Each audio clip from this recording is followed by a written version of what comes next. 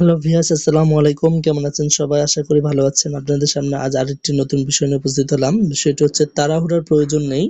নির্বাচন প্রসঙ্গে আসিফ মাহমুদ বললেন। চলুন এ বিষয়ে বিস্তারিত জেনে নেওয়া যাক। কমিশন সংস্কার কার্যক্রম হাতে দিয়েছেন। সঠিক সময়ে নির্বাচন অনুষ্ঠিত হবে বলে জানিয়েছেন স্থানীয় সরকার, পল্লী উন্নয়ন ও সমবায় এবং যুব ও ক্রীড়া উপদেষ্টা আসিফ মাহমুদ সজীব ভুঁইয়া। নির্বাচন প্রসঙ্গে এক প্রশ্নের জবাবে তিনি বলেছেন, কিছু রাজনৈতিক দল নির্বাচন নিয়ে তাড়াহুড়া করছেন। তাড়াহুড়ার প্রয়োজন নেই। সংস্কার শেষ হলে নির্ধারিত সময়ে নির্বাচন হবে। মঙ্গলবার ২৪শে ডিসেম্বর বেলা ১১:৩০টায় দিনাজপুরের কাহারোল উপজেলায় শীতবস্ত্র বিতরণ এবং মতবিনিময় সভা শেষে তিনি এসব কথা বলেন।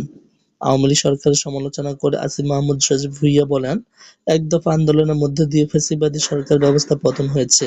সেই একদফা বাস্তবায়নের জন্য সরকার কাজ করে যাচ্ছে।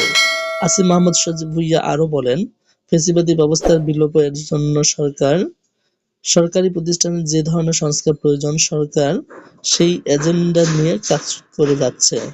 এ সময় দিনাজপুরের জেলা প্রশাসক রফিকুল ইসলাম সহ স্থানীয় বৈষম্য বিরোধী ছাত্র আন্দোলনের প্রতিনিধিরা উপস্থিত ছিলেন।